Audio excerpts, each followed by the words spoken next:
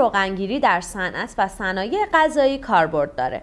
همونطور که از نام دستگاه پیداست، جهت روغنگیری از دانه‌های روغنی ساخته شده.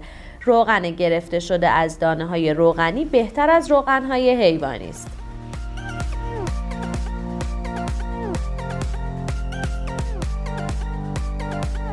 دانه‌های روغنی پروتئین و ویتامین‌های زیادی داره و به نوعی منبع غنی و مهمی از پروتئین هستش.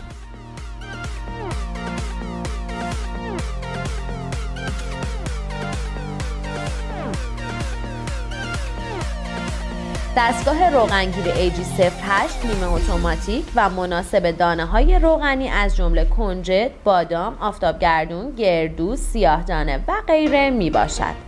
این دستگاه به صورت پرس سرد عملیات روغنگیری را انجام میده.